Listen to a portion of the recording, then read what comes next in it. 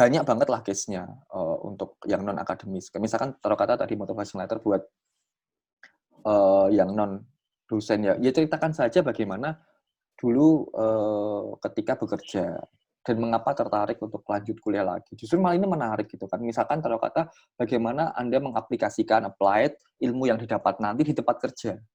Nah, itu kan malah menarik. Jadi kombinasi antara scientific akademik dengan applied dunia kerja. Nah, ini justru menarik.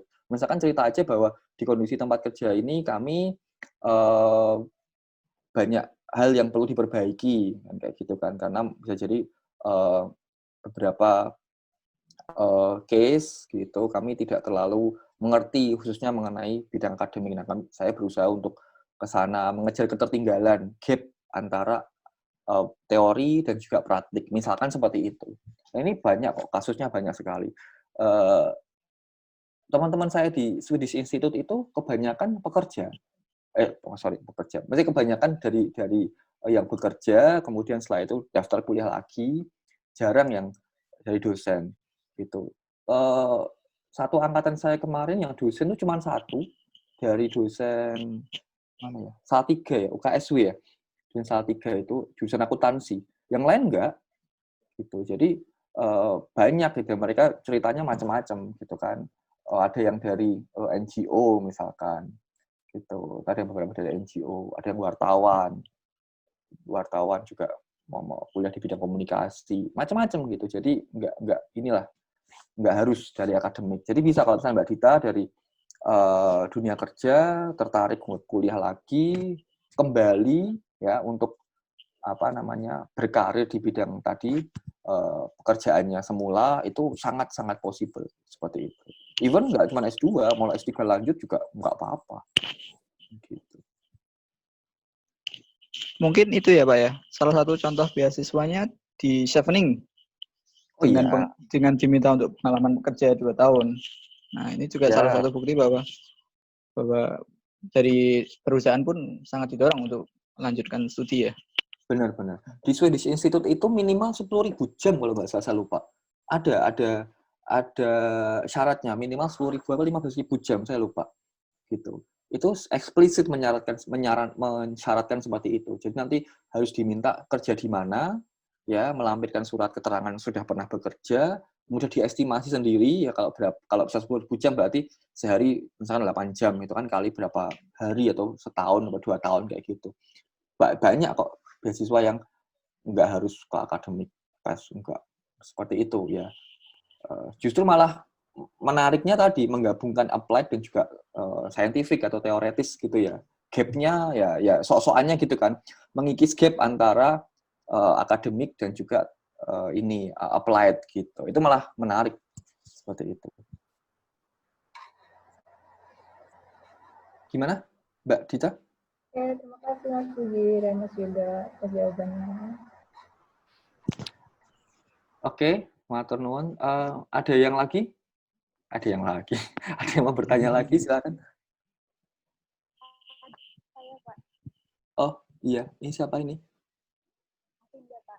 Oh, Mbak Afinda. Oh iya, silakan. Agak kenceng, Mbak ya? Nggak tahu, ini saya nggak dengar atau kalau bisa pakai toa masjid sebelah mungkin. Iya, Pak.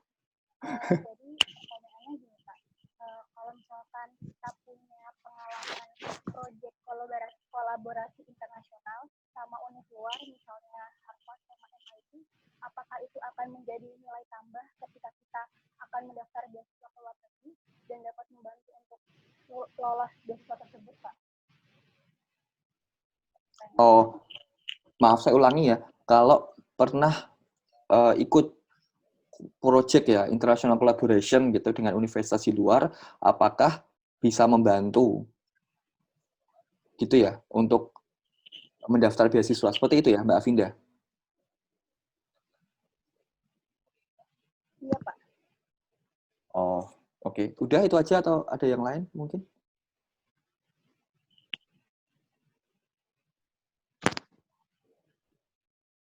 Oh, oke. Itu dulu ya.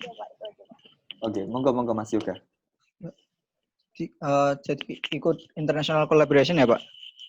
Misalkan dia dapat project international collaboration dengan universitas luar gitu kan, tadi ada Harvard misalkan, itu bagaimana, apakah bisa membantu gitu dalam mendaftar beasiswa? Ya pasti bisa ya, sangat-sangat membantu ya, karena itu bisa ya nilai plus teman-teman buat dimasukin ke CV. Salah satu penilaian beasiswa pun prestasi akademik. Itu ada beberapa beasiswa yang punya kriteria khusus dengan mengedepankan prestasi-prestasi akademik. Nah ini yang Mbak lakuin dengan international collaboration itu ya hal yang bagus ya, sangat mendukung buat pendaftaran beasiswa.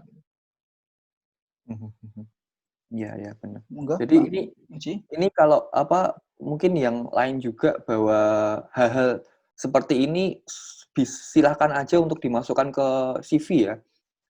Jadi dan ada description. Jadi kayak jangan cuman tadi ada project collaboration udah satu baris gitu, tapi ada deskripsinya. Di situ ngapain aja. Nah, entah 1-2 kalimat lah gitu kan. Jadi atau satu paragraf misalkan, tergantung bagaimana kalian mengemas CV tersebut, itu dikasih aja. Atau mungkin volunteer atau ya itu volunteer itu juga bisa dimasukkan ke situ. Misalkan pernah ngajar di pelosok, misalkan Indonesia mengajar misalkan gitu kan. Atau pengabdian kepada masyarakat, nah, itu bisa dimasukkan. Magang gitu ya, magang di perusahaan. Sekarang kan ngetren ya magang di mana, itu juga monggo aja itu dimasukkan ke pengalaman kerja, internship kan, seperti itu, dikasih penjelasan ya, misalnya 1-2 kalimat gitu, di sana ngapain aja, and then responsibility-nya apa. Nah itu bagus banget gitu. Ada beberapa pengalaman bahwa beberapa junior saya itu nggak mencantumkan itu di CV-nya. Nah, gitu. Karena dirasa ini kok kayaknya nggak relevan ya. Terus saya katakan, kenapa enggak, masukin aja gitu kan. Ya, namun juga iseng-iseng berhadiah gitu kan. Kalau dimasukkan bisa jadi akan dilihat, entah relevan apa enggak, doesn't matter. Kalau nggak dicantumkan, sudah pasti nggak akan dilihat. Kan gitu ya. Jadi cantumkan aja gitu. Entah nanti ini apa enggak, ya sudah, itu rezekinya belakangan. Yang penting cantumkan, dan bagi saya taruh deskripsi. Jadi biar mereka tuh tahu gitu kan. Oh, ini maksudnya seperti ini. Ya tadi, nah ini kolaborasi dengan Harvard ya, for example gitu kan. Berapa lama proyeknya, di mana, hasilnya apa, your responsibility itu apa. Nah, itu akan menarik banget. Terima kasih. Udah ada tambahan lagi Mas Yuga atau? Mungkin lebih ke yang tadi Pak, voluntary work. Nah ini sebagian besar beasiswa itu malah lebih suka kalau misal pelamarnya itu punya pengalaman menjadi relawan gitu. Benar, kata Pak Muji, harus dicantumkan relawan apa, di bidang apa, kamu di situ ngapain aja. Itu yang penting sih. Beberapa sempat nemu beberapa beasiswa yang ada, misal di portal beasiswanya diminta buat mengisi pengalaman volunteer.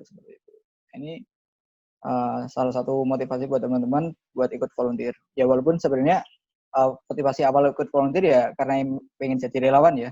Tapi ini jadi nilai tambah gitu loh buat teman-teman, entah apply beasiswa ataupun misal apply kerja pun, yang punya pengalaman relawan pun bisa jadi hal yang sangat positif buat teman-teman. Kalau KKN bisa jadi voluntary nggak sih? KKN. Saya pernah ditanya itu, saya juga nggak tahu tuh jawabnya gimana. Mungkin organisasional, leadership-nya mungkin bisa masuk. Kadang bisa. Mungkin kalau dia punya event yang mengarah ke volunteernya di program KKN-nya, itu mungkin bisa Pak, buat dimasukin. Kalau saya sih bilangnya gini, udah masukin aja, mereka juga nggak tahu tuh apa gitu. Oke. Yang lain mungkin silakan, monggo. Ada? Oh, itu ada yang angkat tangan tuh, tangannya biru. Mbak Wismar ya? Mau tanya mungkin buat Pak Muji sama Yoga sih sekalian. Kan kadang nih kalau kita daftar beasiswa, ada yang by casework sama by research. Itu maksudnya gimana ya? Itu aja sih, Pak.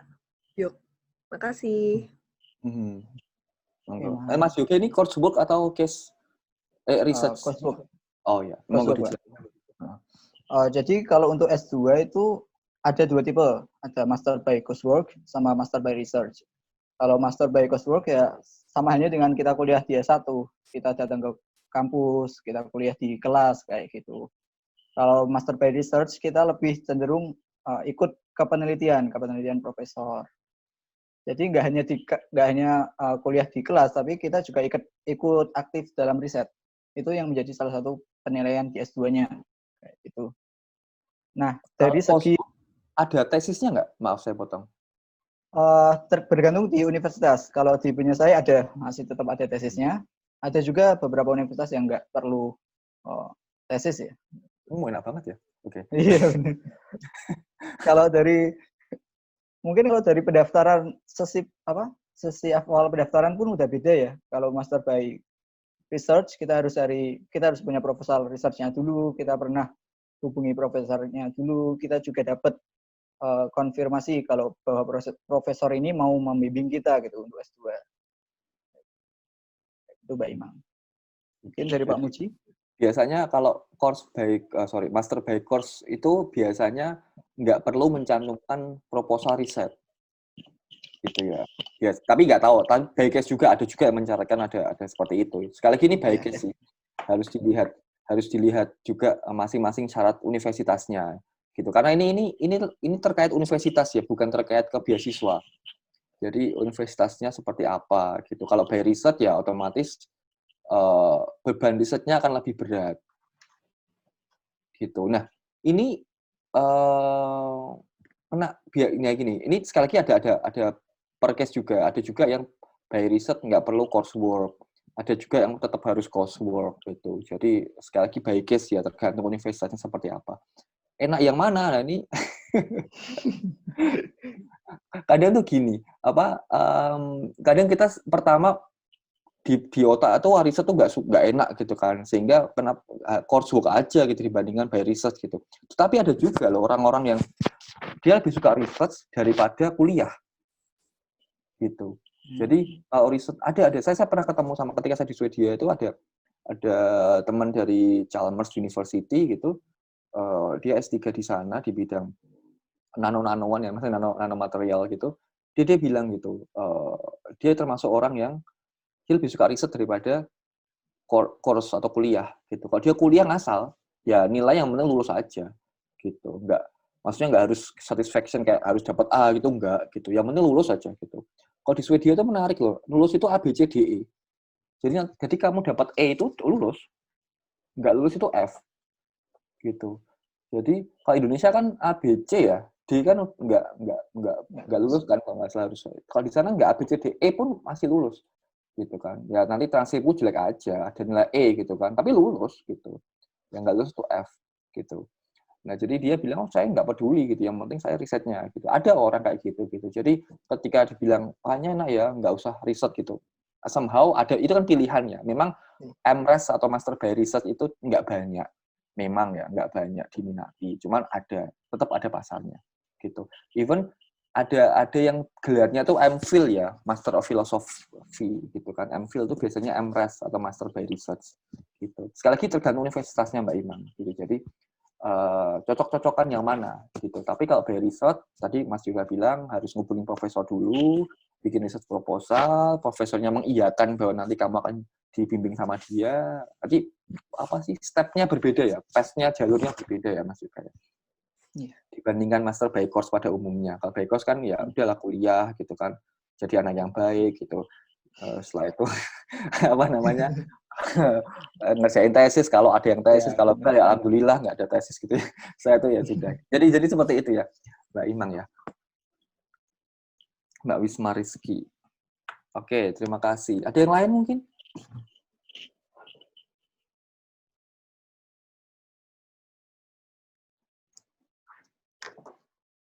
Silakan.